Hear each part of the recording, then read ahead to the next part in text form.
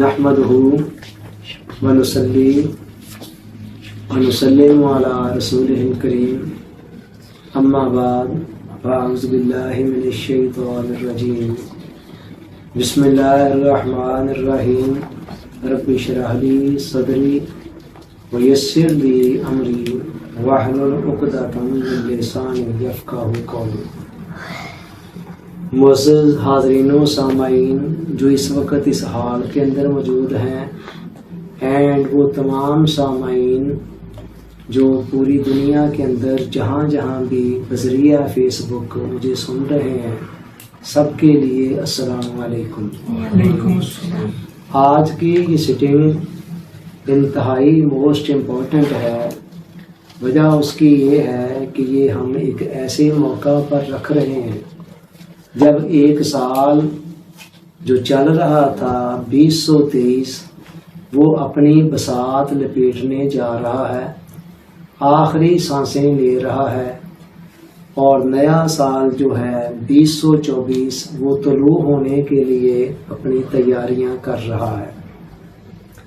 یہ سال جو اپنے اختتام کو پہنچ رہا ہے، یہ ہماری زندگی کے اندر صرف ایک ہی مرتبہ آیا اور اس نے ایک ہی مرتبہ آنا تھا، نہ پہلے کبھی آیا تھا اور نہ بعد میں اس نے کبھی لوٹ کر آنا۔ ہماری زندگی کیا کائنات کی تاریخ کے اندر بھی یہ سال ایک دفعہ ہی آنا تھا اور وہ ایک دفعہ ہی آ کر جا رہا ہے، نہ پہلے کبھی آیا نہ بعد میں کبھی آئے گا۔ افراد اور قوموں کی زندگی میں اس طرح کے جو لمحات ہوتے ہیں نا، وہ بڑے قابل ذکر ہوتے ہیں، اہم ہوتے ہیں۔ زندہ افراد اور زندہ قومیں جن کے شعور بیدار ہوتے ہیں، وہ ان موقعوں پر ایک طرف تو اپنی ماضی کا جائزہ لیا کرتے ہیں کہ کیا پایا کیا کھویا، کہاں کہاں غلطیاں کی، کہاں کہاں ٹھیک کیا، اور دوسری طرف آئندہ کے حوالے سے اپنے عزم کی تجدید کیا کرتے ہیں کہ جو ماضی کی غلطیاں ہیں ان کو آئندہ نہیں دہرانا ہے، اور آئندہ ہم نے وقت کو زیادہ سے زیادہ بہتر انداز میں کس طرح استعمال کرنا ہے۔ لیکن وہ لوگ جو شعور سے عقل سے عاری ہوتے ہیں یا شعور کو استعمال نہیں لاتے ہیں، دوسرے لفظوں میں جو مردہ افراد ہوتے ہیں یا مردہ قومیں ہوتی ہیں، ان کے لیے اس طرح کے لمحوں کی کوئی خاص اہمیت نہیں ہوتی۔ ان کے نزدیک ایک ہی طرح کے ماہ و سال ہیں، آتے ہیں چلے جاتے ہیں، وہ اس کو ایک روٹین کا میٹر سمجھتے ہیں کہ زندگی صبح ہوتی ہے شام ہوتی ہے، عمر یوں ہی تمام ہوتی ہے، تو ان کے لیے یہ کوئی خاص بات نہیں ہوتی ہے، لہذا وہ سرسری انداز میں اس کو لیتے ہوئے گزر جاتے ہیں۔ ہمارے ہاں دو قسم کے کیلنڈر چل رہے ہیں، ایک کو سن عیسوی کہا جاتا ہے اور دوسرے کو سن ہجری کیلنڈر کہا جاتا ہے۔ عیسوی کیلنڈر وہ ہے جو اس کا آغاز حضرت عیسیٰ علیہ السلام سے ہوا، اور ہجری کیلنڈر وہ ہے جس کا آغاز سیدنا عمر فاروق رضی اللہ تعالیٰ عنہ نے اپنے عہد مبارک میں کیا، اور اس کو انہوں نے منسوب کیا حضور علیہ السلام کی ہجرت کے ساتھ، ہجرت کے پہلے دن سے جو مکہ سے مدینہ ہوئی تھی وہاں سے ہوا۔ تو یہ دونوں کیلنڈر پیراللی ہمارے ہاں چلتے ہیں۔ بعض لوگ ذرا تنگ دلی کا مظاہرہ کرتے ہوئے کہتے ہیں جی ہمارا کیا لینا دینا عیسوی کیلنڈر سے، تو ہمارا اسلامی کیلنڈر تو ہجری ہے، تو لہذا آپ عیسوی کیلنڈر کا کیوں ذکر کرتے ہیں، یہ ایسے موقع پر آپ کیوں کوئی اس طرح کا پروگرام سیشن رکھتے ہیں۔ ہم ذرا تھوڑے سے لبرل مائنڈ لوگ ہیں، اور ہمیں یہ لبرل مائنڈ جو ہے نا، یہ کیفیت، یہ ہمیں عادت خود حضور علیہ السلام نے خود سکھائی ہے۔ حضور علیہ السلام مکہ سے مائیگریٹ کر کے مدینہ گئے تو دیکھا کہ مدینہ کے یہودی عاشورہ والے دن کا روزہ رکھتے ہیں، تو آپ نے پوچھا کہ بھئی عاشورہ والے دن آپ روزہ کیوں رکھتے ہیں؟ انہوں نے کہا کہ جی یہ وہ دن ہے جس دن اللہ تعالیٰ نے حضرت موسیٰ علیہ السلام کو اور ان کے ساتھیوں کو بنی اسرائیل کے ظلم و ستم سے نجات دلائی تھی، تو چونکہ موسیٰ علیہ السلام اور ہمارے بڑے بزرگوں کو اس دن نجات ملی تھی، تو ہم شکرانے کے طور پر اس دن کا روزہ رکھتے ہیں۔ اب حضور علیہ السلام نے آگے سے کسی تنگ نظری کا مظاہرہ کرتے ہوئے یہ نہیں فرمایا کہ ہمارا کیا لینا دینا اس دن سے، یہ تو یہودیوں کا دینا ہے. آپ نے فرمایا نحن اولا بموسیٰ منہم، کہ اے یہودیو ہم تم سے بھی زیادہ حضرت موسیٰ علیہ السلام کے قریب ہیں. موسیٰ علیہ السلام جتنے تمہارے لگتے ہیں نا اس سے زیادہ ہمارے لگتے ہیں، لہذا اگر تم روزہ رکھتے ہو تو ہم بھی آئندہ روزہ رکھیں گے. حضور علیہ السلام نے صحابہ کو حکم دیا کہ آئندہ ہم نے بھی رکھنا ہے. اور ایک روایت میں آتا ہے کہ آپ نے فرمایا وہ ایک رکھتے ہیں ہم 2 رکھیں گے. تو مطلب یہ ہے کہ دیکھیں یہ ہے ایک مطلب دین کا لبرل کنسیپٹ، اور واقعی موسیٰ علیہ السلام ہمارے زیادہ لگتے ہیں. سیم یہی معاملہ یہاں بھی ہے. عیسیٰ علیہ السلام جتنے کسی اور کے لگتے ہیں نا اس سے زیادہ وہ ہمارے لگتے ہیں.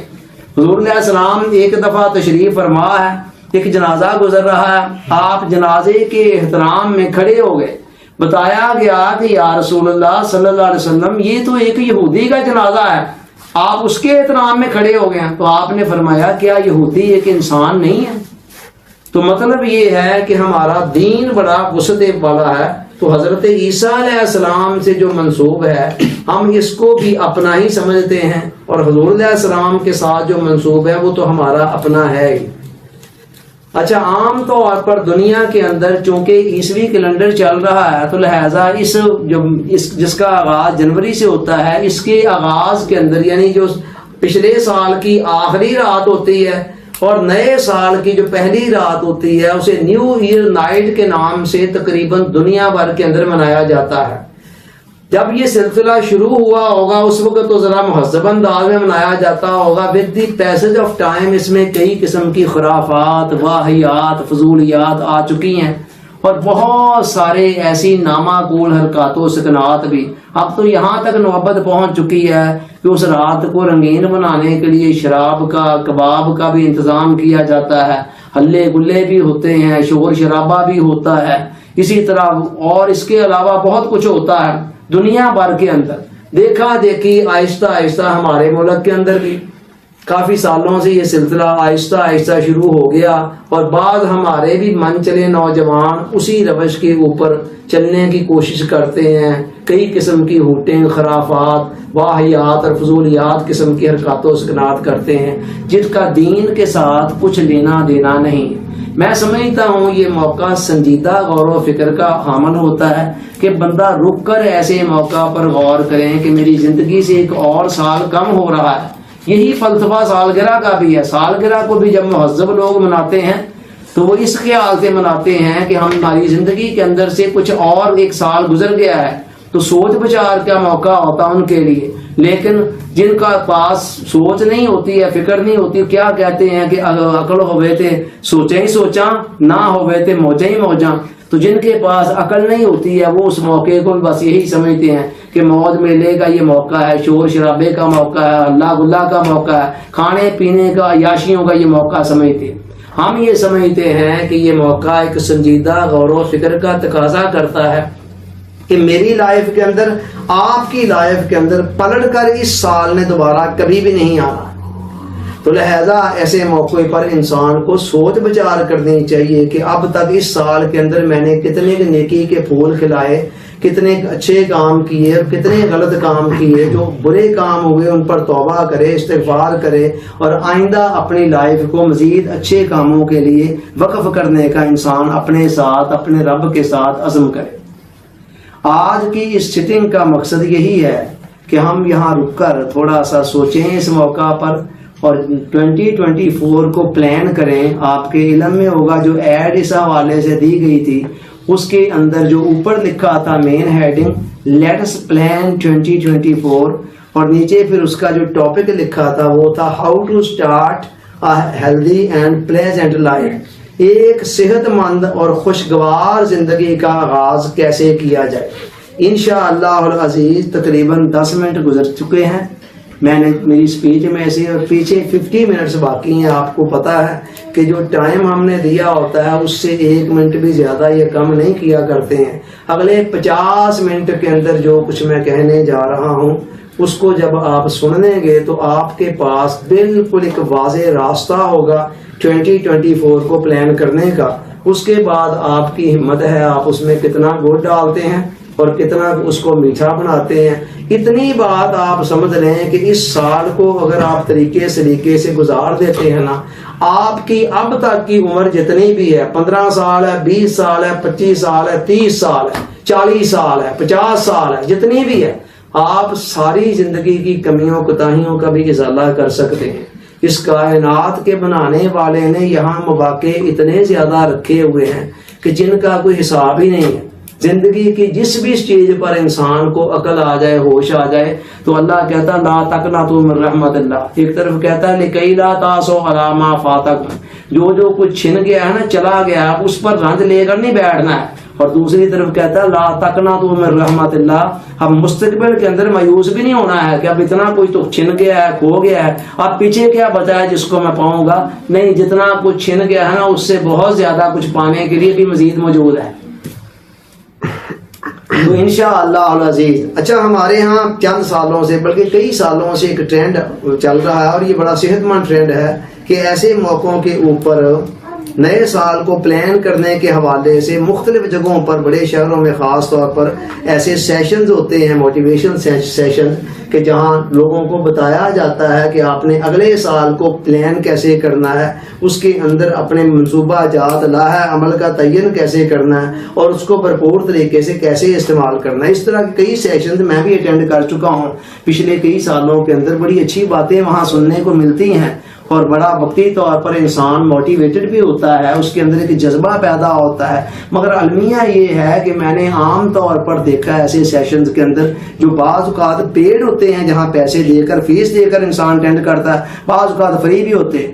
ایسے سیشنز کے اندر مجھے جو ایک کمی نظر آئی ہے نا، وہ کمی یہ ہے کہ جو باتیں کی جاتی ہیں، جو لائحہ عمل دیا جاتا ہے، وہ اس طرح کا ایک گورخت انداسہ ہوتا ہے. اس کے اندر ایسی مشکلات ہوتی ہیں کہ بندہ اس لائحہ عمل کو لے کر شروع تو کر دیتا ہے، اس کے بعد کچھ انسان کی فطری کمزوریاں بھی ہوتی ہیں. کچھ لائحہ عمل ایسا ہوتا ہے کہ بہت کم لوگ ہیں جو آگے تک جا پاتے ہیں. کوئی 2 دن بعد، کوئی 4 دن بعد، کوئی 10 دن بعد. میں نے بتایا اس میں انسان کی فطری کمزوری بھی حائل ہوتی ہے کہ وقتی طور پر جو جذبہ ہوتا ہے، جنون ہوتا ہے، جو پیشن ہوتا ہے، وہ آگے چل کر برقرار نہیں رہ پاتا.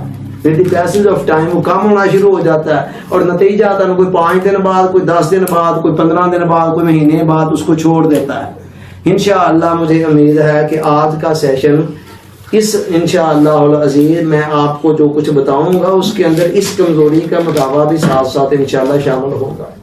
آئیے جی، اب ہم انشاءاللہ اس ضروری تمہید کے بعد آگے بڑھتے ہیں اور بسم اللہ پڑھتے ہیں. اب آگے جو کچھ میں آپ کو بتانے جا رہا ہوں، سب سے پہلے تو یہ دیکھ لیں کہ آپ اپنی ڈائری میں کہیں نوٹ کر رہے ہیں یا بعد میں کریں گے، تو اس کو عنوان کیا دینا ہے. عنوان آپ دیں گے نیو ایئر ریزولوشن، نئے سال کی قرارداد. نیو ایئر ریزولوشن، یہ اس کا جامع عنوان ہوگا. اور اس کے تحت 3 چیزیں ہیں جو میں نے آپ کو بتانی ہیں. نمبر 1 یہ ہے کہ ہم اس سال کے اندر حاصل کیا کرنا چاہتے ہیں، پانا کیا چاہتے ہیں، منزل کیا ہے، جانا کہاں چاہتے ہیں. نمبر 2 جو کچھ پانا چاہتے ہیں اس کا لائحہ عمل کیا ہے. اور نمبر 3 یہ ہے کہ اس لائحہ عمل کے اوپر ثابت قدمی اور استقامت کے ساتھ چلنا کیسے ہے. سمجھ آ رہی ہے؟ نمبر 1 ہم پانا کیا چاہتے ہیں، حاصل کیا کرنا چاہتے ہیں. اور نمبر 2 جو کچھ حاصل کرنا چاہتے ہیں اس کا لائحہ عمل کیا ہے، طریقہ کار کیا ہے. اور نمبر 3 یہ ہے اس لائحہ عمل کے اوپر مستقل مزاجی کے ساتھ چلنا کیسے ہے. کیونکہ شروع تو بندہ سفر کر دیتا ہے، پانی پڑھن سہیلیاں تے رنگا رنگ کڑے پریا اس دا جانیے جس دا توڑ چڑھے. توڑ چڑھنے والے بہت کم ہوتے ہیں. توڑ کیسے اس کو لے کے جانا ہے، استقامت کے ساتھ اس پر چلنا کیسے. آئیے جی 1 بائی 1 کر کے اب ہم شروع کر رہے ہیں اس کو ڈسکس کرنا. سب سے پہلی چیز جو ہمیں طے کرنی ہے کہ ہمارا مقصد کیا ہے. دیکھیں مقصد بہت سارے ہو سکتے ہیں، مگر نوٹ کریں کہ میں آپ کو مقصد کیا بتانے جا رہا ہوں. 2024 کے لیے ہمارا جو مقصد ہے، نصب العین ہے، ہماری جو منزل ہے، ہمارا ٹارگٹ ہے جو ہم حاصل کرنا چاہتے ہیں، وہ ہے پرسنالٹی ڈیولپمنٹ. پرسنالٹی ڈیولپمنٹ جسے اردو کے اندر تعمیر شخصیت کہا جاتا ہے. اس سال کو ہم پرسنالٹی ڈیولپمنٹ کے ساتھ منسوب کر رہے ہیں. یہ ہمارا اس سال کے لیے ٹارگٹ ہے کہ ہم نے اپنی شخصیت کی تعمیر کرنی ہے مثبت بنیادوں پر. شخصیت بذات خود کیا ہے اور اس کی تعمیر کیسے ہونی ہے یہ انشاءاللہ آگے آتا ہے. ابھی ہمارے پاس تقریباً 45 منٹ پڑے ہوئے ہیں اور ان کے اندر یہ سب کچھ ہی ڈسکس ہوگا. آپ فکر نہ کریں. فی الحال جو کچھ آپ کو بتا رہا ہوں اس کو سمجھیں. آپ نے دیکھا ہوگا کہ آج کل مختلف دنوں کو معصوم کیا جاتا ہے. یہ ہے جی مدر ڈے، یہ فلانا ڈے، یہ ٹیچر ڈے، یہ فلانا ڈے، یہ چمکانا ڈے وغیرہ وغیرہ. اسی طرح بعض اوقات ایئرز کو بھی منسوب کیا جاتا ہے، یہ فلاں ایئر ہے یا فلاں ایئر ہے. تو ہم اس سال کو منسوب کر رہے ہیں پرسنالٹی ڈیولپمنٹ کے ساتھ کہ یہ اس سال کے اندر ہمارا ٹارگٹ کیا ہے کہ ہم نے اپنی شخصیت کو تعمیر کرنا ہے. انسان دنیا کے اندر جو آتا ہے نا، جب تک اس طرح کا کوئی ٹارگٹ ہمارے سامنے نہ ہوگا تب تک ہم خالی لایا عمل کیا کرے گا. آپ یہ دیکھیں نا، کوئی بھی سفر جب ہم نے کرنا ہوتا ہے تو سب سے پہلے ہم یہ طے کرتے ہیں کہ ہم نے جانا کہاں ہے. اس کے بعد یہ دیکھتے ہیں کہ وہاں تک جانا کیسے ہے، راستہ کون سا آسان ہمیں پڑتا ہے، کس ذریعے سے ہم نے جانا ہے. یہ بعد والا سوال ہوتا ہے. پہلا سوال یہ ہے کہ جانا کہاں ہے، پہنچنا کہاں ہے، منزل ہماری کیا ہے. منزل کیا ہے ہماری پرسنالٹی ڈیولپمنٹ، اپنی شخصیت کی تعمیر کرنا. آپ یہ نہ سمجھیے گا کہ یہ کوئی چھوٹا سا ٹارگٹ ہے، یہ اتنا بڑا ٹارگٹ ہے کہ آپ یہ دیکھیں کہ اصل میں انسان دنیا میں آیا ہی اس کام کے لیے ہے. اللہ تعالیٰ نے جب ہمیں دنیا میں بھیجا تو ہم سے پوچھ کر نہیں بھیجا کہ تمہیں آج دنیا میں بھیج رہا ہوں بھیج دوں. اپنی مرضی سے بھیج دیا. اور جس دن ہمیں یہاں سے واپس لے کر جانا ہے اس دن بھی اس نے پوچھ کر نہیں لے کے جانا کہ آج تمہیں واپس بلانا چاہ رہا ہوں بلا لوں. نہیں، اب ہماری مرضی کے بغیر اس نے بلا لینا ہے. نہ ہم دنیا میں آنے میں آزاد اور نہ یہاں سے جانے میں آزاد. پھر ہماری آزادی ہے کیا؟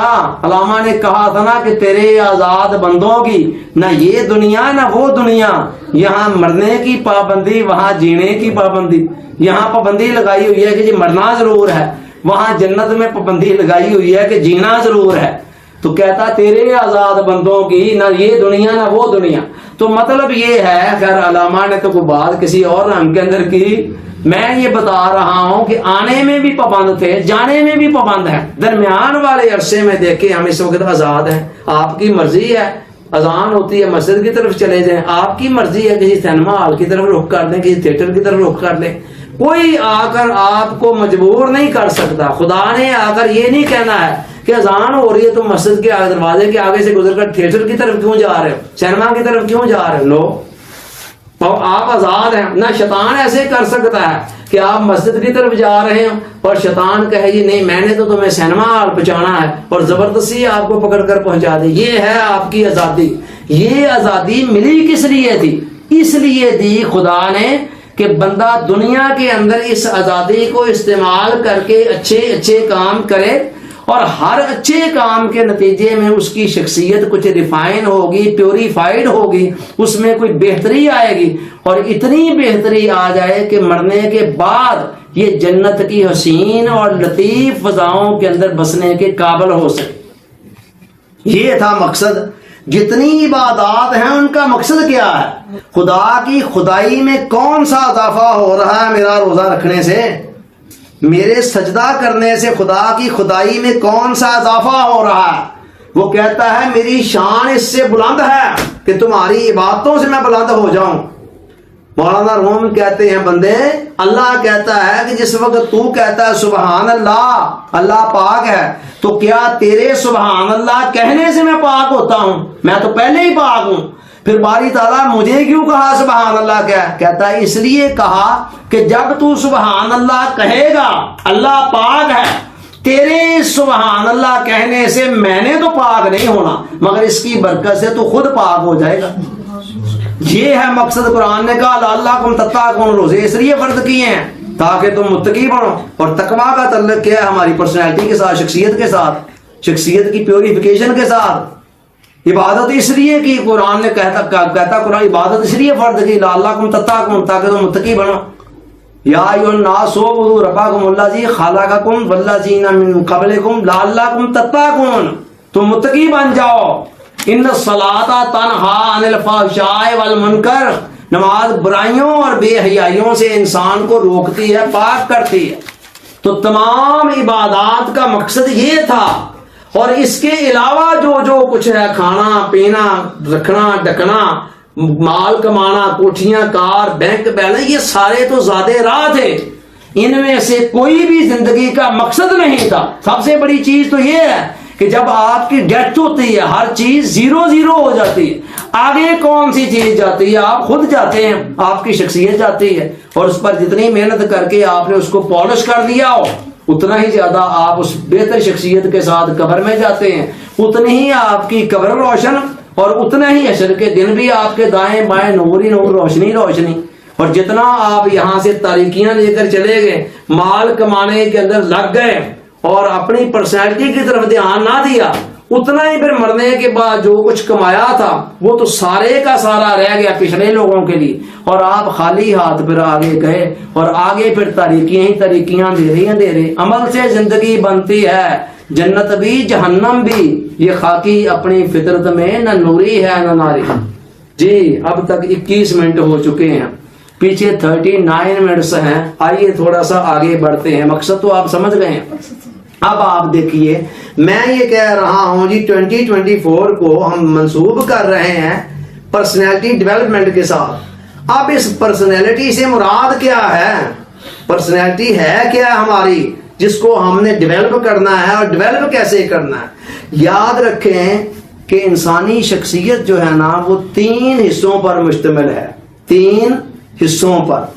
نمبر 1 جسم، نمبر 2 ذہن، اور نمبر 3 روح۔ تینوں کی اپنی اپنی خصوصیات ہیں، یہ تینوں چیزیں ملتی ہیں نا تو شخصیت مارز وجود میں آتی ہے، جسم، ذہن اور روح۔ تو اللہ تعالیٰ نے انسان کے اندر بے شمار صلاحیتیں، استعدادیں رکھی ہوئی ہیں، توانائیاں رکھی ہوئی ہیں، جسمانی طور پر بھی، ذہنی طور پر، روحانی طور پر۔ خدا یہ چاہتا ہے کہ میرا بندہ ان صلاحیتوں کو دریافت کرے، ان کو پالش کرے، ان کو نکھارے، سنوارے، اور سنوارنے کے بعد اس قابل ہو سکے کہ دنیا کی سٹیج پر میں نے جو کردار اس کو دے کر بھیجا تھا نا، اس کردار کو احسن طریقے سے ادا کر دے۔ جتنا احسن طریقے سے بندہ اپنا مخصوص کردار ادا کر دے گا، اتنا ہی زیادہ اللہ کو پسند آتا چلا جائے گا، اور اتنا ہی اس کے لیے جنت کے اندر بلند سے بلند درجات اللہ تعالیٰ مقرر فرماتا جائے گا۔ تو مقصد کیا ہے ہمارا کہ ہم اپنی پرسنالٹی کو ڈیولپ کریں، اور ڈیولپ کرنے کا سے مراد کیا ہے کہ ہمارے اندر جو صلاحیتیں چھپی ہوئی ہیں، جو خام حالت کے اندر ہمارے خدا نے ہمارے اندر رکھی ہوئی ہے، ہم ان کو ڈیولپ کر کے پروان چڑھا کر اسے نشو و نما دے کر ان کو استعمال کریں، اور خدا کی اس کائنات کے اندر اس نے ہمیں اپنا خلیفہ بنا کر بھیجا ہے، اس کی خلافت کا حق ادا کریں، اور دنیا کی سٹیج پر ہم میں سے جس کو بھی جو بھی کردار دے کر بھیجا ہے، ہر شخص قدرت کی جو شان تخلیق ہے نا، اس کا ایک عظیم شاہکار ہے۔ واصف صاحب فرماتے ہیں کہ کسی آدمی کے لیے زندگی میں بااعتماد ہونے کے لیے یہ جان لینا کافی ہے کہ اس طرح کا نہ انسان نہ اس سے پہلے کبھی آیا تھا نہ بعد میں آئے گا۔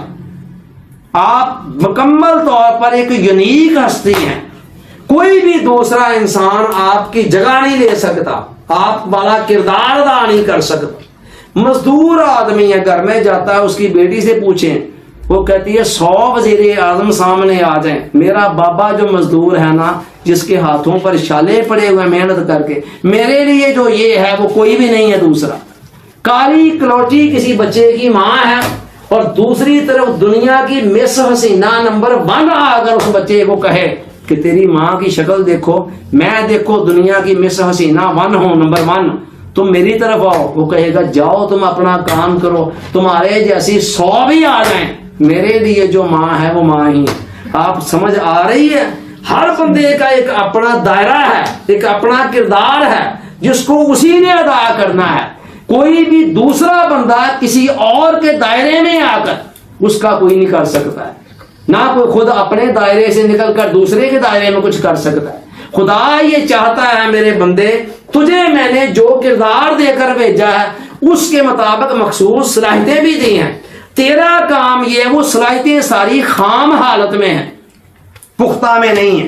تیرا کام ہے ان کو ڈیولپ کر، ان کو دریافت کر، ان کو پالش کر، ان کو نشو نما دے، ان کو کمال تک پہنچا، تاکہ تو اپنا مخصوص کردار اچھے سے اچھے انداز میں ادا کرنے کے قابل ہو سکے، اور اس کے بعد میری رحمتیں تجھے اپنی آغوش میں لے لیں گے. تو کردار ہر کسی کا اپنا ہے، اس کو وہ ادا کرنا ہے. مثال آپ دیکھیں، ایک بیج کے اندر پورا درخت چھپا ہوا ہے، وہ پورا درخت خالق کائنات نے رکھا ہے، لیکن کیا وہ درخت اپنے آپ اندر سے نکل آتا ہے؟ اس کے لیے کیا ہوتا ہے؟ اس بیج پر محنت کرنی پڑتی ہے. فرشتوں سے بہتر ہے انسان بننا، مگر اس میں پڑتی ہے محنت زیادہ. ایگزیکٹلی اسی طرح انسان کا حال ہے. اسی طرح سونا جب اپنی کان سے نکلتا ہے تو نکلتے وہ ایسا نہیں ہوتا ہے، اس پر جوہری محنت کرتا ہے، تب جا کر وہ اس شکل کے اندر آتا ہے کہ کسی کے گلے کا ہار بن سکے یا کسی کے ماتھے کی بندیا بن سکے. اللہ حاضر کیا اسٹارٹ میں وہ ایسا نہیں ہوتا ہے، اس پر محنت کی جاتی ہے. ہیرا بھی جب ابتدائی حالت کے اندر ایسا نہیں ہوتا ہے، اس کو بھی جوہری تراشتا ہے، محنت کرتا ہے پراپر طریقے سے، تب وہ اس قابل ہوتا ہے کہ وہ اپنی چمک دمک اور اپنا جو مخصوص کردار ہے اس کو حسن طریقے ادا کر سکے. یہی معاملہ انسان کا ہے. میں نے بتایا آپ جو بھی ہیں پوری کائنات کے اندر آپ یونیک ہیں، منفرد ہیں. دنیا کا کوئی بھی دوسرا انسان آپ نہیں، ایگزیکٹلی آپ کی طرح نہیں ہے. اور اس کا اندازہ یہیں سے لگا لیں کہ دنیا کے 7 ارب 8 ارب انسان جتنے بھی ہیں، کسی کی بھی فنگر پرنٹس آپ کے فنگر پرنٹ سے نہیں ملتے ہیں. بس یہیں سے آپ اندازہ لگا لیں کہ خدا نے آپ کو ایک یونیک وجود بنایا.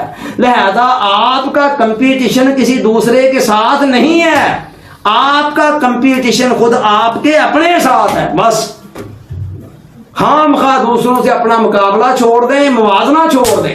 جب بھی کوئی یہ خیال آنے لگے کہ فلانا میرے سے آگے نکل گیا، فلاں یہ ہے، فلاں کے پاس یہ ہے، میرے پاس یہ نہیں، فوراً اپنے آپ کو روکیں اور سمجھیں وہی جو واصف صاحب کا جملہ میں نے تھوڑی دیر پہلے دہرایا کہ کسی انسان کے لیے زندگی میں بااعتماد ہونے کے لیے یہ جان لینا کافی ہے کہ اس طرح کا انسان نہ پہلے کبھی آیا اور نہ بعد میں کبھی آئے گا. تو لہذا آپ کا مقابلہ اپنے ساتھ ہے، اور آپ کے اپنے ساتھ آپ کا مقابلہ کیا ہے؟ حضور علیہ السلام نے فرمایا من استوى یومہ فہو مغبون. جس بندے کے 2 دن برابر ہیں وہ خسارے میں ہے. مطلب یہ ہے کہ 24 گھنٹے گزر جائیں اور 24 گھنٹے پہلے اس کی پرسنالٹی جس لیول پر تھی آج بھی اسی لیول پر ہے، اگلے دن بھی، تو پھر وہ خسارے میں ہے کہ اس نے اپنی عمر کی پونجی جو کہ اصل پونجی تھی اس میں سے 1 دن تو خرچ کر لیا ہے، لیکن اس کی اپنی ذات کے اندر کوئی بہتری نہیں آ سکی. تو آپ نے اپنا موازنہ آج کے بعد صرف اپنے ساتھ ہی کرنا ہے اور اپنے ہر آنے والے دن کو پچھلے دن سے بہتر بنانا ہے. اب آپ دیکھیں کہ میں نے جو ماٹو دیا ہے وہ کتنا بڑا ہے پرسنالٹی ڈیولپمنٹ کا. سال کے اندر 360 یا 65 دن ہے. اگر ہر دن کے اندر آپ اتنا بھی چینج ہو رہے ہیں، ایک زاویے کا جو ہوتا ہے دائرہ، اس کو اگر تقسیم کیا جائے ڈگریوں میں 360 بنتے ہیں اس کے اندر، اور 360واں حصہ کتنا کو ہوتا ہے؟ ادھر سال کے 365 دن ہیں. تو ہر دن کے اندر آپ اتنا بھی چینج ہوں جتنا کو زاویے کے اندر 1 ڈگری ہوتی ہے. تو آپ اندازہ لگائیں کہ 360 دنوں کے اندر آپ مکمل طور پر چینج ہو چکے ہوں گے، پورا دائرہ مکمل کر چکے ہوں گے اپنی تبدیلی کا، اپنی ریفائننس کا، اپنی بہتری کا. تو لہذا میں نے بتایا کہ شخصیت کے 3 حصے ہیں جن کو ہم نے ڈیولپ کرنا کیا ہے؟ ہمارے اندر جو کھوکھلا پن ہے بس اس کو ختم کرنا ہے. کیا کہہ رہا ہوں؟ جو کھوکھلا پن ہے، جو ہماری اصل جوہر کو استعمال میں نہیں آنے دیتا ہے. جسم ذہن روح، یہ 3 آپ کے مین حصے ہیں. سب سے نیچے جسم ہے، جسم سے اوپر پھر ذہن ہے، اور ذہن سے اوپر روح ہے. تینوں حصوں کی یہ اہمیت ہے. کچھ لوگ بیچارے تو ایسے ہیں جو جسم کو ہی سب کو ہی سمجھتے ہیں، جسم کو ہی پالتے پوستے پروان چڑھاتے کھلاتے پلاتے سنوارتے نکھارتے، ساری عمر گزر جاتی ہے، ان کو پتہ بھی نہیں چلتا ہے کہ اوپر کوئی ذہن بھی تھا، اس کا بھی کوئی خیال کرنا تھا، اور اس سے اوپر کوئی روح بھی تھی، اس کا بھی کوئی دھیان کرنا تھا. بس تو حالانکہ جسم سب سے نچلا حصہ ہے ترتیب کے اعتبار سے، اہمیت کے اعتبار سے ترتیب دیا جائے سب سے نیچے جسم ہے، اس سے اوپر ذہن ہے اور اس سے اوپر روح ہے. پھر یہ تینوں حصے چونکہ ایک شخصیت کا حصہ ہے، ایک ہی اکائی کے اندر تینوں جمع ہے، اس بنا پر یہ باہمی طور پر انٹر لنکڈ بھی ہے، آپس کے اندر ان کا بڑا گہرا تعلق بھی ہے۔ گہرا تعلق اس طرح سے ہے کہ آپ کسی ایک کی بہتری کے لیے کچھ کرتے ہیں تو اس کا اثر دوسرے پر بھی پڑے گا، تیسرے پر بھی پڑے گا، دوسرے کی بہتری کے لیے کرتے اس کا بھی اثر باقی دونوں پر پڑے گا، ڈائریکٹلی تو اس پر پڑے گا لیکن چونکہ ساتھ باقی بھی انٹر لنکڈ ہے دوسروں پر بھی پڑے گا۔ تینوں میں سے کسی کی بھی بہتری کے لیے آپ کچھ کرتے ہیں اس کا اثر باقی دونوں پر بھی انڈائریکٹلی پڑے گا۔ آدھا ٹائم گزر چکا ہوا ہے، باقی آدھا رہ گیا ہے، بقیہ گفتگو بھی بتھیری ہے جو کرنی ہے اور وہ اس آدھے گھنٹے کے اندر ہی انشاءاللہ کرنی ہے۔ اچھا جی، اس کے بعد آپ کو سوالوں جو آپ کی اجازت ہوگی، آدھا گھنٹہ اس کے لیے رکھا ہوا ہے، یہاں حاضرین میں سے کرنے چاہیں کوئی سوال میں حاضر ہوں، اور اوپر لائیو جو دیکھ رہے ہیں ان میں سے کوئی سوال کرنا چاہے وہ آدھا گھنٹہ ہم نے الگ سے رکھا ہوا ہے، انشاءاللہ وہ بھی کریں گے۔ اچھا جی، بتا یہ رہا تھا کہ تینوں میں سے جس کی بھی کوئی بہتری کے لیے آپ کچھ کرتے ہیں ڈائریکٹلی اس پر اثر پڑتا ہے اور انڈائریکٹلی دوسروں پر بھی اثر پڑتا ہے۔ تو ہم نے کیا کرنا ہے کہ ہم نے ان تینوں کو ایک متوازن انداز میں، بیلنس انداز کے اندر تینوں کی بہتری کے لیے ڈیلی بیسس پر کچھ نہ کچھ کر رہے ہونا ہے، جسم کی بہتری کے لیے بھی، ذہن کی بہتری کے لیے بھی اور روح کی بہتری کے لیے بھی۔ اب ہم آتے ہیں کہ کیا کرنا کیا ہے۔ دیکھیں، جسم کی بہتری کے اندر بہت کچھ چیزیں شامل ہیں جن میں بطور خاص موٹی موٹی جو 3-4 چیزیں ہیں۔ سب سے پہلے ایک بیلنس ڈائٹ، متوازن غذا جو آپ کے جسم کی ضروریات کے عین مطابق ہو، اس کی مقدار کے حوالے سے بھی، معیار کے حوالے سے بھی۔ کہ بیلنس ڈائٹ جو ہے نا ایک اہم ضرورت ہے جسم کو بہتر حالت میں رکھنے اور اسے مزید بہتر بنانے کے لیے۔ اس کے بعد پھر دوسرے نمبر پر جو چیز آتی ہے وہ ہے ایک معتدل نیند۔ نیند بھرپور آپ کو چاہیے، ورنہ آپ جتنی مرضی اچھی سے اچھی غذا کھا لیں، اگر پراپر نیند نہیں لے رہے ہیں تب بھی آپ مکمل صحت مند نہیں رہ سکتے۔ اور نیند کی جو ایوریج ہے مقدار وہ کیا ہے، 6 سے 8 گھنٹے، کم از کم 6 گھنٹے اور زیادہ سے زیادہ 8 گھنٹے۔ 8 گھنٹے سے زیادہ سوئیں گے وہ بھی نقصان دے گا، اور 6 سے کم سوئیں گے تو یہ بھی عام طور پر نقصان دہ ہوتا ہے۔ پھر ساتھ کوئی پراپر ورزش واک وغیرہ اپنی باڈی کی ریکوائرمنٹ کے مطابق، یہ بھی بڑی اہم ضرورت ہے جسم کی صحت مند رہنے کے لیے۔ پھر کام اور آرام میں توازن کا ہونا بھی بہت ضروری چیز ہے۔ میں یہ مین چیزیں بتا رہا ہوں، باقی اور بتھیری چھوٹی موٹی ضمنی چیزیں آتی ہیں۔ اگر کام اتنا زیادہ کرتے ہیں، جسم کو اتنا تھکا دیتے ہیں کہ وہ نیند کے اندر بھی بیچارہ ریفریش نہیں ہو پاتا ہے، تو اس کا مطلب بھی یہ ہے خرابی۔ اور اگر کام بالکل ہی نہیں کرتے ہیں، سست کاہل پڑے رہتے ہیں، اللہ خیر دا حرکت ہی نہیں دیتے جسم کو، تب بھی جتنی مرضی سونے جیسی غذا بھی کھا لے تب بھی وہ صحت مند نہیں رہ سکے گا۔ تو کام اور آرام میں توازن بھی بہت ضروری ہے۔ یہ چند ایک میں نے گنوائی ہیں، باقی اور چیزیں آپ کے ذہن میں آتی جائیں گی کہ جو جسم کو بہتر رکھنے کے لیے ضروری ہے کہ ہم جن کا کوئی دھیان رکھ رہے ہیں۔ اس کے بعد پھر ذہن آتا ہے، ذہن کی بہتری کے لیے، اس کو بہتر انداز میں آگے بڑھانے کے لیے، اس کو میچور کرنے کے لیے اس کے اندر سب سے پہلی چیز مطالعہ ہے۔ کتابوں، اچھی کتابوں کا مطالعہ، اچھے لٹریچر کا مطالعہ، یہ انسان کے ذہن کی غذا بنتا ہے۔ پھر اس کے بعد غور و فکر ہے۔ غور و فکر، سوچ بچار کرنے سے ذہن کی صلاحیتیں بڑی جلا پاتی ہیں اور ابھرتی ہیں، نکھرتی ہیں، نشو و نما پاتی ہیں، پروان چڑھتی ہیں۔ اس کے بعد پھر اہل علم کی صحبت بہت بڑا ذریعہ ہے ذہن کو طاقتور بنانے کا، ذہن کو زیادہ سے زیادہ نالج کی غذا سے آراستہ پر راستہ کرنے کا۔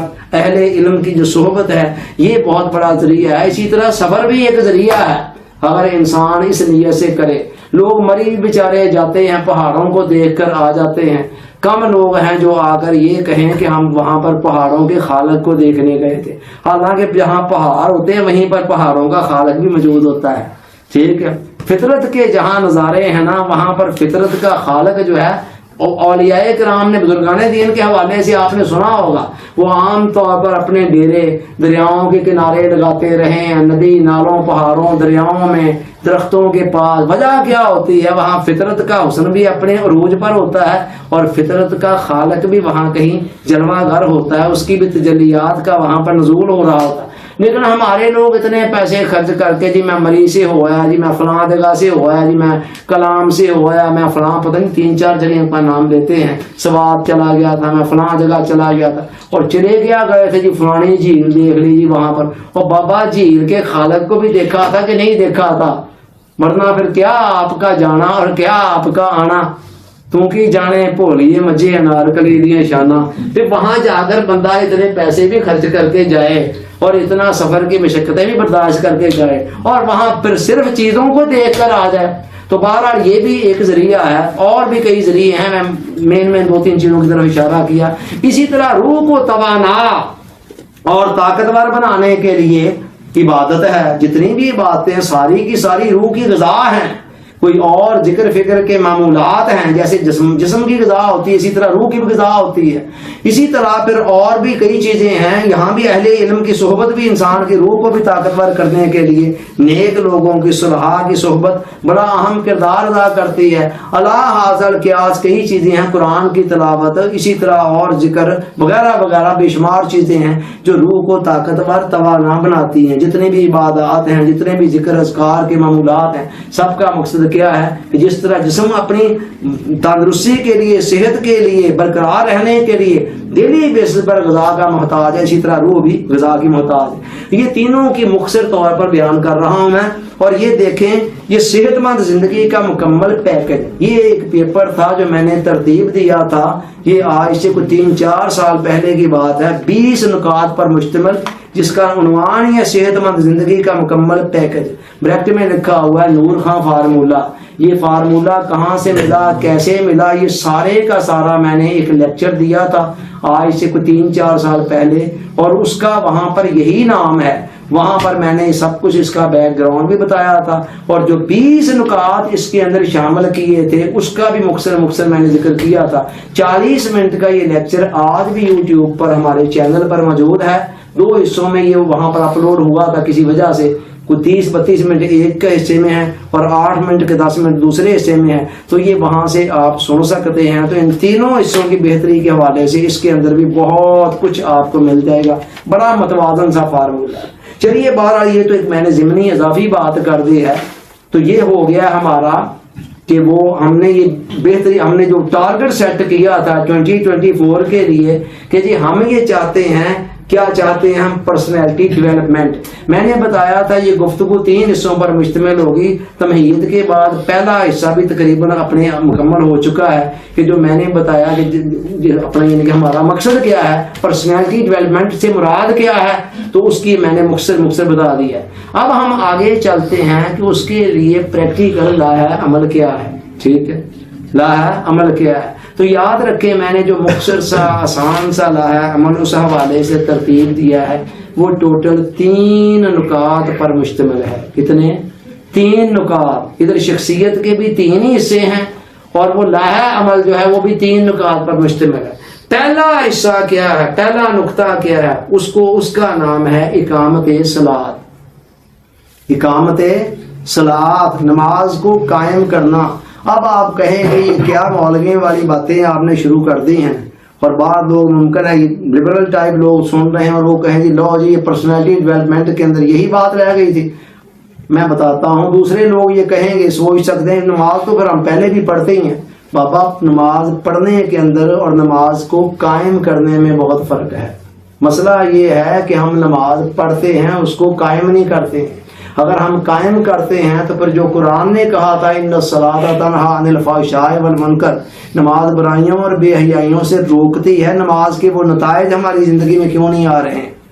ٹھیک ہے، ہم اپنی اس نماز کے ذریعے ہم اپنی عادتوں پر تو قابو پا نہیں سکے ہیں، باقی کیا کرنا ہے ہم نے؟ صحابہ کرام کے ہاں دیکھیں شراب نوشی کتنی عام تھی عرب کے معاشرے کے اندر۔ جب وہ حکم آیا کہ آج کے بعد شراب حرام ہے، جتنی شراب کشید کی ہوئی تھی ساری کی ساری جناب انہوں نے سب بوتلیں اپنے ہاتھوں سے مٹکے توڑ دیے گئے، اور مدینہ کی گلی کوچوں کے اندر شراب اس طرح بہ رہی تھی جیسے پانی بہ رہا ہوتا، سیلاب آ جاتا ہے۔ اب انہوں نے تو کوئی نہ کہا کہ جی ہم تو اتنے سالوں سے پی رہے ہیں، اتنی محبت سے بنائی ہوئی ہے، کم از کم یہ مٹکے تو ہمیں پی لینے دیں، استعمال کر لینے دیں، کچھ سال 6 مہینے کی مہلت دے دیں۔ ایسی روایتیں ملتی ہیں کہ کسی محفل کے اندر اعلان ہوا کہ لوگوں حضور علیہ السلام نے حکم دے دیا ہے، قرآن کی آیت آ گئی آج کے بعد شراب حرام ہے، اس نے یہاں تک جو جام لے کر آیا تھا یہیں سے پیچھے پھینک دیا، پٹک دیا، ختم کر دیا۔ وجہ کیا تھی کہ ان کی نمازیں اس طرح کی نمازیں نہیں تھیں ہماری طرح کی، انہوں نے پرسنالٹی کو چینج کر کے رکھ دیا. اقامت صلاۃ کا مطلب ہے نماز کو قائم کرنا, اور نماز کو قائم کرنے کے اندر سرے فہرست جو چیز شامل ہے نا وہ یہ ہے کہ ہماری زندگی جو ہے وہ نمازوں کے گرد گھوم رہی ہو, نہ کہ نمازیں ہماری زندگی کے گرد گھوم رہی ہوں. نمازوں کا زندگی کے گرد گھومنا کیا ہے اور زندگی کا نمازوں کے گرد گھومنا کیا ہے, اس فرق کو سمجھیں. حضرت عائشہ صدیقہ رضی اللہ تعالیٰ عنہا روایت کرتی ہیں کہ حضور علیہ السلام ہم سے باتیں کر رہے ہوتے, اور جیسے جیسے نماز کا وقت قریب آنے لگتا آپ کے چہرے کا رنگ متغیر ہو جاتا, اور نماز کا وقت آنے پر یوں اٹھ کر چل دیتے جیسے ہم میں سے کسی کو جانتے نہیں. یہ ہے زندگی کا نمازوں کے گرد گھومنا. اور نمازوں کا زندگی کے گرد گھومنا کیا ہے, اچھا یار کوئی نہیں ابھی بتھیرا ٹائم پڑا ہوا ہے, میں ذرا فلانا کام کر دوں پھر پڑھ دیتا ہوں, فلاں کر دوں پھر پڑھ دیتا ہوں, فلاں کر دوں پڑھ دیتا ہوں. جیسے جیسے آپ نماز کو لیٹ کرتے ہیں نا, تجربہ کر کے دیکھ لیجیے گا, ویسے ویسے پھر نماز کی جو کوالٹی ہے نا وہ بھی وہ نہیں رہ جاتی. کہاں تو آپ کا اذان سنتے ہی مسجد میں چلے جانا, اول وقت کے اندر جا کر آپ کے پاس 10 12 15 منٹ پڑے ہیں ابھی فرضوں کی جماعت کے لیے, آرام سکون سے آپ کا جناب سنتوں کو ادا کرنا, کوئی 2 4 5 7 منٹ ملے اس میں کوئی ذکر, کوئی فکر, کوئی دعا, کچھ اور کرنا, اور پھر بڑے آرام سکون کے ساتھ آپ کا جماعت میں شامل ہونا. اور کہاں جناب بھاگم بھاگ کوئی نہیں ابھی اذان ہو یا 15 منٹ پڑے ہوئے ہیں, ٹھیک ہے, یا کوئی نہیں ابھی بتھیرا وقت پڑا پہلے فلاں کام کر دوں, اور آخری وقت کے اندر جیسے تیسے کر کے مگروں لانے والے انداز کے اندر نماز پڑھنا. نو, پہلی چیز یہ ہے اقامت صلاۃ کے اندر کہ انسان وقت کی پابندی کرے, اور اس کا معیار اولیاء نے بزرگوں نے یہی دیا کہ جیسے ہی اذان ہو ساری ایکٹیویٹیز چھوڑ دے.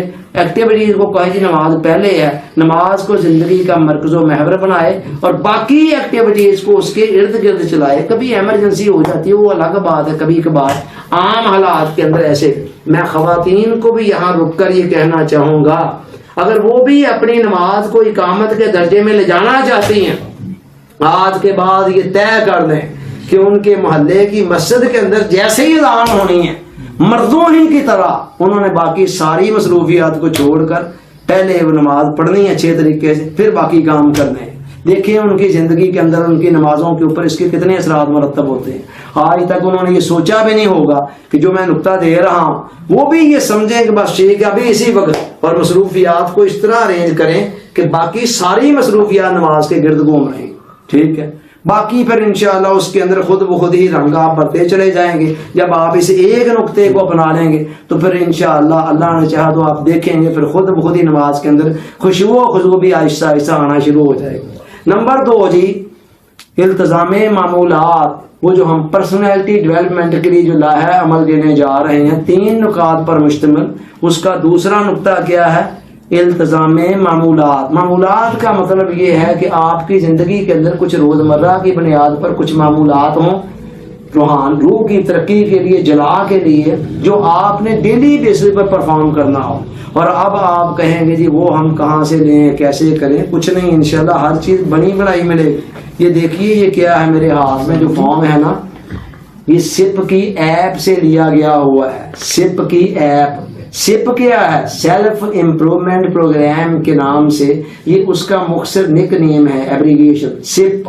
تو سپ کیا ہے, یہ ایک ایپ ہے, پلے اسٹور پر جائیں اس کو ڈاؤن لوڈ کریں, اور یہ ہم نے خود بنائی ہے, اور اس کے اندر پوری زندگی کے تجربات کو نچوڑ کر پرسنالٹی ڈیولپمنٹ کے لیے, روح کی ترقی جلا کے لیے, اور جسم کے باقی حصوں پر بھی خوشگوار اثرات ڈالنے کے لیے جو یہ تھا نا ایک لاہے عمل مختصر سا 21ویں صدی کے انسان کی مجبوریوں کو, مصروفیات کو, اس کی الجھنوں کلفتوں کو ذہن نشین رکھتے ہوئے ذہن میں یہ مختصر سا لاہے عمل ترتیب دیا گیا ہے. دوسری چیز ہے اس کو اپنے اوپر لازم کرنا.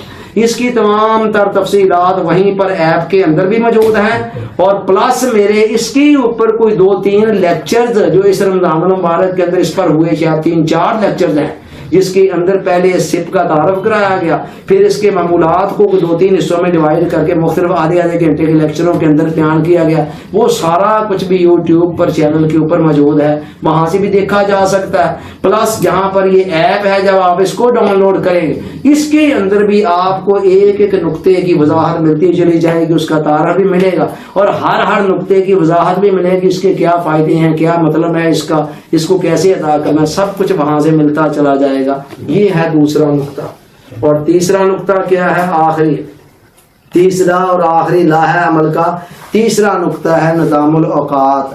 اور یہ نظام الاوقات والا لفظ آپ نے آج تک کبھی اس طرح کے سینیریو میں نہیں سنا ہوگا کہ کسی نے جناب آپ کسی بزرگ کے پاس گئے ہوں اور وہ آپ کو یہ کہے جی آپ نے یہ 2-3 کام کرنے ہیں اور اس میں نظام الاوقات کا بھی ساتھ آپ کو کہا ہے.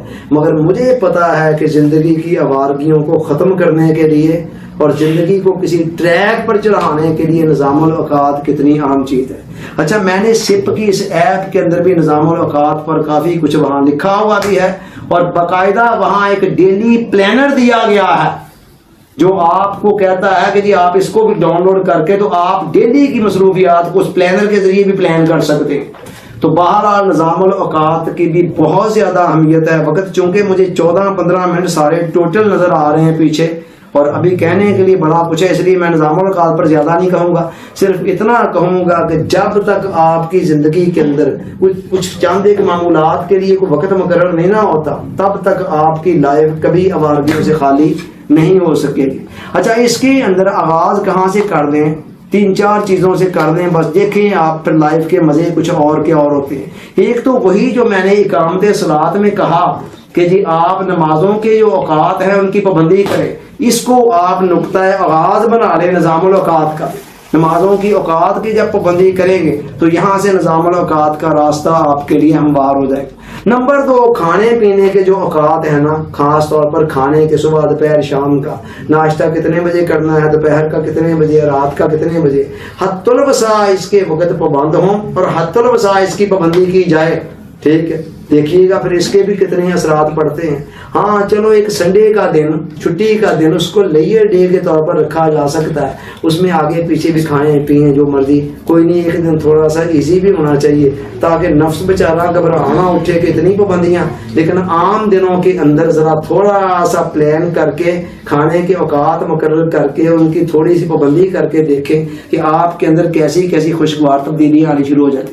اور تیسری چیز جو بڑی اہم ہے نظام الاوقات کے حوالے، وہ ہے سونے اور جاگنے کے اوقات. سونے جاگنے کے اوقات دیکھیں، آج کوئی ہمارا وقت ہی نہیں ہے. کبھی 10 بجے سو گئے، کبھی 12 بجے سو گئے، کبھی 11 بجے سو گئے. اسی حساب سے پھر اٹھنے کا بھی کوئی وقت نہیں ہے. رابرٹ شرما ایک ویسٹرن رائٹر ہے جس نے ایک کتاب لکھی 5 AM کلب.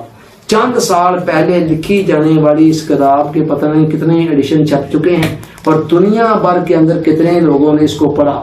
اس کتاب کا مین تھیم کیا ہے؟ وہ کہتا ہے آپ 5 AM کلب کے ممبر بن جائیں. 5 AM کلب کیا ہے کہ جی آپ نے 5 بجے مستقل طور پر 12 مہینے اٹھنا ہے. اس کے لیے وہ کہتا ہے مسٹ ہے کہ آپ رات کو 10 بجے سو جائیں، پھر ہی 7 گھنٹے پوری نیند لے کر آپ 5 بجے اٹھ سکیں.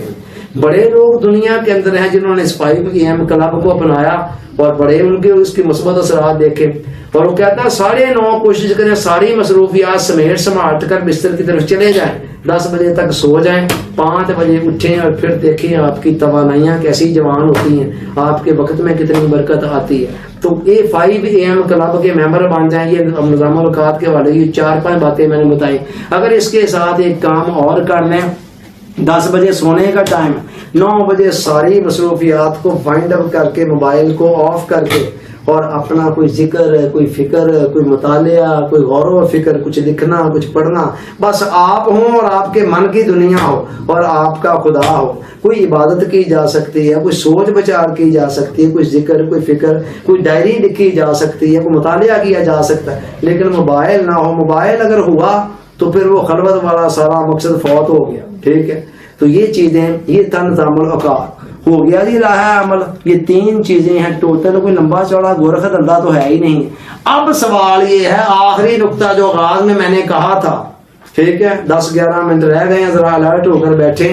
آخری نقطہ میں نے یہ کہا تھا کہ اصلاح عمل پر چلنا کیسے ہے. بلی کے گلے میں گھنٹی کون باندھے گا؟ چل تو بندہ پڑتا ہے 2 دن بعد 4 دن کے بعد سارا ٹھس ہو جاتے ہیں سارے ارادے. تو ارادے کیسے مستقل طور پر چلیں؟ اس کے لیے بھی 3 ہی پوائنٹ ہیں. کتنے؟ 3 پوائنٹ. پہلا نقطہ یہ ہے کہ ایک مریل سی خواہش کوئی نتیجہ پیدا نہیں کر سکتی. مریل سی خواہش اچھا کراں گا، اچھا دیکھاں گا، اچھا سوچنا ہے کرنا ہے نہ. مریل سی خواہش نے آج تک بیمار سی خواہش نے، مریل سی کمزور سی خواہش نے نہ کوئی نتیجہ پیدا کیا ہے اور نہ کبھی کر سکے گی. لہذا نتیجہ اگر لینا ہے تو پھر خواہش کو کمٹمنٹ کے درجے میں لانا ہوگا. چنانچہ جس ڈائری کے اوپر آپ نے لکھنا ہے نا نیو ایئر ریزولوشن، اس سے اوپر آپ نے لکھنا ہے کمٹمنٹ. ٹھیک ہے کہ یہ میری کمٹمنٹ کے درجے میں ہے. اوپر بسم اللہ الرحمن الرحیم لکھ کر نیچے لکھیں کمٹمنٹ، اور اس سے نیچے لکھیں نیو ایئر ریزولوشن. کہ یہ جو ریزولوشن میں لکھ رہا ہوں یا لکھ رہی ہوں یہ جسٹ میری خواہش نہیں ہے. It's my commitment with myself and with my God, میرے خدا کے ساتھ، میرے اپنے ساتھ. دیکھیں مقصد کتنا بڑا ہے ہمارا. ٹھیک ہے، جو آپ کی جنت تک، آپ کو جنت تک لے کے جائے گا، دنیا کو بھی خوبصورت بنا دے گا آپ کی، اور آپ کی آخرت کو بھی حسین بنا دے. تو یہ کمٹمنٹ، پہلی بات تو یہ ہے کمٹمنٹ کے درجے کے اندر یہ چیز آئے. اب آپ کہیں گے کمٹمنٹ کریں کیسے؟ جب ہم کمٹمنٹ کرنے لگتے ہیں تو ہم سے پھر ذہن میں آنا شروع ہو جاتا ہے کہ یہ ہو سکے گا ہم سے. یہ آپ کا کام نہیں ہے سوچنا. اگلے 2 نقطے جو بتا رہا ہوں نا وہ انشاءاللہ اس کے ہونے کو بھی آسان کر دیں گے. یہ فی الحال آپ کی ذمہ داری نہیں ہے کہ آپ کمٹمنٹ کرتے وقت یہ سوچنے بیٹھ جائیں کہ یہ مجھ سے ہو سکے گا. یہ جو آپ کو بتا رہا ہے یہ وہ سوچے گا کہ کیسے ہے. آپ کو فی الحال آپ صرف اگر آپ کو اچھا لگ رہا ہے، آپ چاہتے ہیں واقعی جو باتیں کی جا رہی ہیں بڑی اچھی ہیں اور واقعی کہیں میں اس پر عمل پیرا ہو جاؤں تو واقعی میری لائف چینج ہو سکتی ہے، اور واقعی میرے لیے دنیا کی زندگی بھی چلتی پھرتی جنت کا نمونہ بن سکتی ہے، اور مرنے کے بعد بھی جنت کی بہاریں میرا انتظار کر سکتی ہیں. تو پھر آپ یہ دیکھ لیں اگر آپ کے دل کو لگتا ہے یہ لائحہ عمل تو پھر یہ نہ سوچیں کہ یہ ہوگا کہ نہیں ہوگا، کیسے ہوگا کیسے نہیں ہوگا. جو بندہ آپ کو اتنی ساری باتیں بتا رہا ہے کیا اس نے نہیں یہ سوچا ہوگا کہ اس نے ہونا کیسے ہے؟ یہ آپ کا ذمہ داری نہیں، آپ کا کام نہیں ہے سوچنا. آپ صرف اپنے ساتھ کمٹمنٹ کریں، اور کمٹمنٹ آپ کی کیا پدی اور کیا پدی کا شوربہ آپ کی اکیلی کمٹمنٹ کیا کرے گی جب تک خدا کی مدد اور نصرت نہیں اس میں ملے گی. لو جی، ساتھ خدا کی مدد کا تڑکا لگا لیں دعا کے ذریعے سے. دعا کے لیے بھی کچھ نہیں. آپ کمٹمنٹ کیے بغیر رب سے کہیں یا اللہ یہ کر دے وہ کر دے، اللہ کہے گا بیٹھا رہا کر دوں. ٹھیک ہے، پہلے اپنا عزم اور ارادہ تو شو کر. جب آپ عزم اور ارادہ کریں گے تو خدا سے کہیں گے کہ یا اللہ میں کی اور میرا ارادہ کی تیری مہربانی ہے، تو پھر خدا کہے گا شاباش تو نے اپنے حصے کا کام تو کر دیا ہے نا جو تو کر سکتا تھا. اب ٹھیک ہے مجھ سے مدد مانگ رہا نا، یہ لے میں اب اپنی مدد جمع کرتا ہوں. لیجیے جی، ادھر آپ سے کمٹمنٹ آپ کی اپنی اور ادھر سے خدا کی اپنا مدد اور نصرت. جب یہ دونوں جمع ہو جائے گی نا سوال ہی پیدا نہیں ہوتا پھر از اکول ٹو 0 آ جائے کہ مطلب یہ جمع یہ plus is equal to 0. It is impossible. سوال ہی پیدا نہیں ہوتا. کوئی قابل ہو تو ہم شانے کہیں دیتے ہیں، ڈھونڈنے والوں کو ہم دنیا بھی نہیں دیتے ہیں. انشاءاللہ والذین جاہدوا فینا لنہدینہم سبلنا. جو ہماری راہ میں مجاہدہ کرتے ہیں ہم ان کے لیے ایک نہیں کئی راستے کھول دیتے ہیں. اور تیسرا اور آخری نقطہ اس حوالے سے، استقامت کے حوالے سے، وہ یہ تیسرا کہاں بھی تو دوسرا آ رہا ہے. دوسرا نقطہ جناب، جہاں بھی کہیں گرنا ہے نا بس یہ نہیں کہنا ہوئے ہوئے ہوئے پھسل گیا ہونا آج نہیں نہ ہو سکا یہ فلانا کام، نہیں نہ ہو سکا آج فلانا کام. بس وہاں پر بیٹھ نہیں جانا، لیٹ نہیں جانا، اٹھ کر کھڑے ہو جانا ہے اور اپنے آپ سے کہنا کوئی بات نہیں، گرتے ہیں شاہ سوار ہی میدان جنگ میں. وہ طفل کیا گرے گا جو گھٹنوں کے بل چلے، اور جو گھٹنوں کے بل چل رہا ہے اس بیچارے نے کیا گرنا ہے؟ جو چل ہی نہیں رہا اس نے گرنا کیا ہے؟ وہ گرنا تو اسی نے ہے نا جو چلتا ہے. تو لہذا شکر کریں کہ میں چل رہا تھا تب ہی گرا ہوں، اگر میں بیٹھا ہوتا کھڑا ہوتا تو گرتا بھی نہ. تو تو گرنے پر دل رنجیدہ نہیں ہونا. ماضی میں ہمارے ساتھ یہی تو ہوتا ہے, جہاں کہیں ہم گرے خلاف ورزی ہو گئی, بس ختم ہو گیا سارا کچھ بھی ختم نہیں ہوا ہے. زندگی مسلسل امتحان ہے. یہاں 10 مرتبہ گرنے کے بعد 11ویں مرتبہ اٹھ جانے کا نام کامیابی ہے. ٹھیک ہے. اور دوسرا قول یہ ہے کہ نہ گرنا کمال نہیں, کمال یہ ہے آپ گر کر اٹھ جائیں. جتنی مرتبہ بھی گریں گے کوئی بات نہیں, اتنی مرتبہ اٹھنا ہے.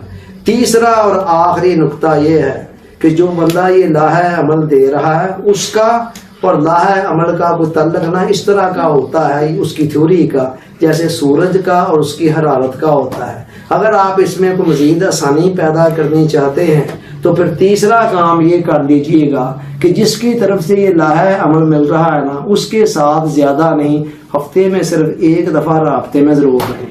اور جو الجھنیں ہیں, کلفتیں ہیں, ٹینشنیں ہیں, پریشانیاں ہیں, جو بھی ہیں راستے کی رکاوٹ, وہ بغیر کسی جھجک سے اس کے ساتھ شیئر کریں. ٹھیک ہے.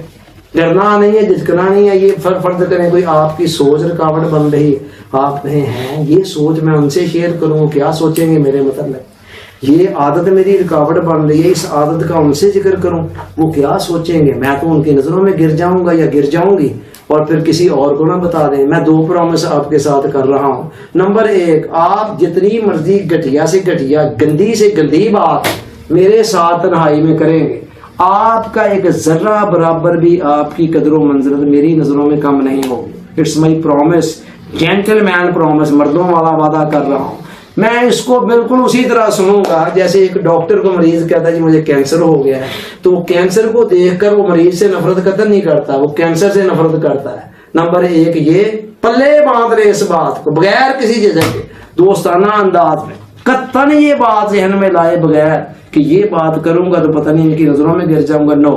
نمبر 2, وعدہ کر رہا ہوں کہ جو بات بھی آپ کریں گے نا اپنے متعلق وہ آپ کے اور میرے درمیان راز ہوگا, اس کو تیسرا خدا ہی جانتا ہوگا. مرتے دم تک وہ راز کسی پر آشکار نہیں ہوگا. اب اس کے بعد تو آپ کو کوئی ڈرنے جھجکنے کی ضرورت نہیں ہے کہ میں یہ بات کیسے شیئر کروں, وہ کیسے کروں. جہاں جہاں جو رکاوٹ سامنے آ رہی ہے مجھے بتائیں, انشاءاللہ العزیز جو بندہ آپ کو بتا رہا ہے اس نے ساری رکاوٹوں کا حل بھی سوچا ہوا ہے اور آپ کو انشاءاللہ اس حوالے سے بھی گائیڈ کرے. لو جی یہ بھی بات ہو گئی مکمل کہ وہ چلنا کیسے ہے اس پر. ہمارے ایک بیٹے نے کل فون پہ مجھے پوچھا تھا, میٹنگ ہو رہی تھی واٹس ایپ پر, UK سے بیٹا یاسر عرفان سن رہا ہوگا پروگرام.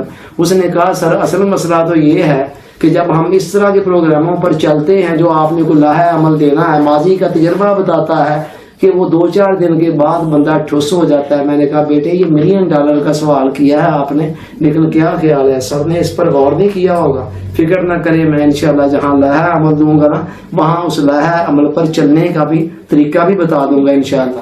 جب نصب العین آپ کے ذہن میں ہوا کتنا عالی شان ہے.